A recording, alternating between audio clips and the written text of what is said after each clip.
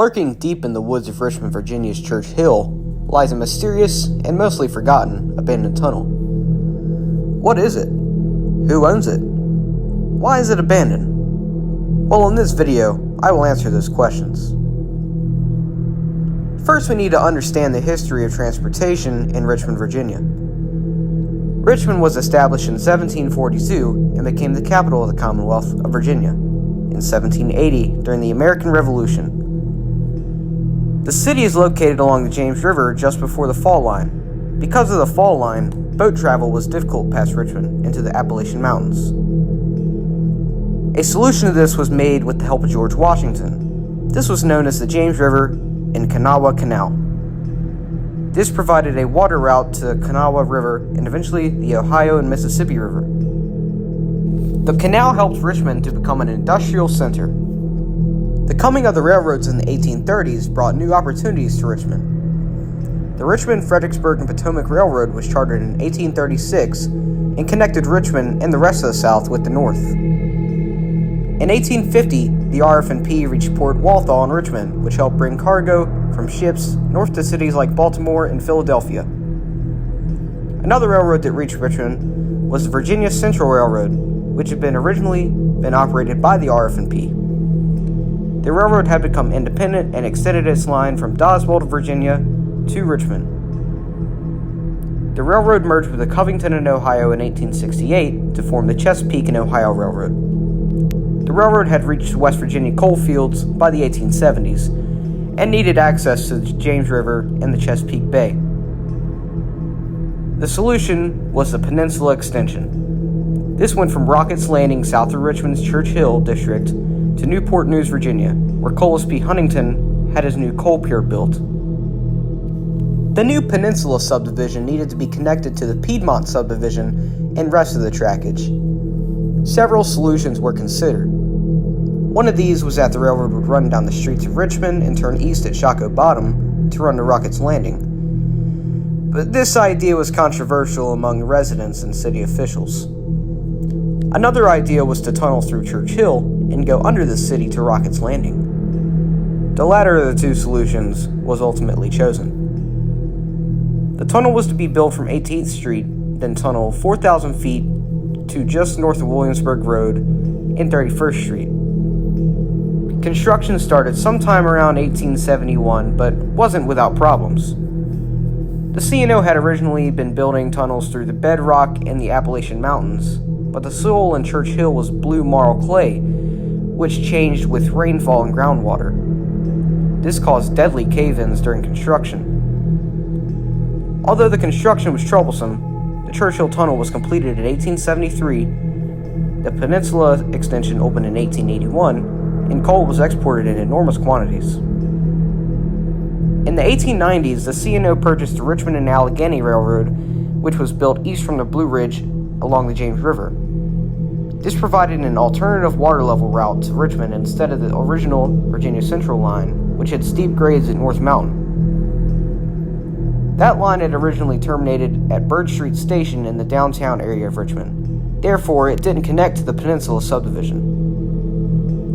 To connect the lines together, the C&O built a 3-mile-long viaduct which crossed over the Southern Railway and Seaboard Air Line, which created what was at the time the only triple railroad crossing in the world. The viaduct connected to the Peninsula subdivision at what would become Fulton Yard. The viaduct is said to be the longest in the world and has several names including James River Viaduct, the C&O Viaduct, and others. Along with this viaduct, the original Virginia Central line had been extended to connect with the viaduct just south of Main Street Station. This meant trains would no longer need to use the Church Hill Tunnel. With the new alternate routes being built, the Church Hill Tunnel fell into disuse for over 20 years. In 1925, the C&O started restoring the tunnel to add capacity to the railroad. On October 2nd of that same year, a work train entered the tunnel's eastern portal and headed to the other end with at least 200 workers inside. The work train consisted of C&O 440 number 231 and 10 flat cars. The engineer on the train was Thomas Mason. The fireman was Benjamin Mosby. Reports say the workers saw bricks fall from the ceiling and heard a rumble. The tunnel then collapsed on top of the train, rupturing number 231's boiler. 200 workers escaped out of the tunnel by climbing under the flat cars, and some say the workers were stabbed and pushed out of the way so that others could pass. After most of the people got out of the tunnel, several were unaccounted for. The engineer was killed and still trapped in the locomotive, while the fireman Benjamin Mosby had escaped but died hours later from burns caused by the boiler rupture. In the following weeks, workers drilled down from Jefferson Park to the engine below. They recovered missing bodies, including the engineer, but at least 2 men were never recovered. In 1926, the western end of the tunnel was sealed for safety reasons. This trapped the 440 locomotive and 10 flat cars inside. For years after the collapse, the eastern end of the tunnel remained open to interchange freight with the Southern Railway. This left the tunnel open to trespassers as well. In 1998, Richmond Times-Dispatch reporter Mark Holmberg explored as much of the tunnel as he could, along with a caving professional. He found that the uncollapsed portions of the tunnel were still filled with water and silt. The C&O stopped interchanging with the Southern and removed the tracks leading up to the tunnel sometime in the 1980s. The eastern end was sealed about 100 yards into the tunnel. In 2006, the Virginia Historical Society investigated the possibility of excavating the train and bodies out of the tunnel. However, when a camera was drilled into the tunnel, it was found that silt and water filled the tunnel and that it would collapse if further dug into. Talks of removing the locomotive have been off and on since then, but as of 2024, no project is underway. Parts of the tunnel still collapse every few years, taking houses and tennis courts as the new victims. Today, the tunnel is abandoned and owned by CSX.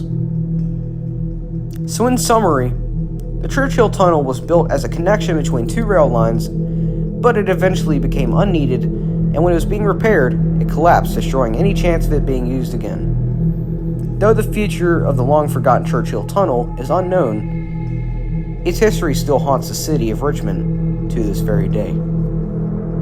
I'm Hunter Johnson, and thanks for watching this video.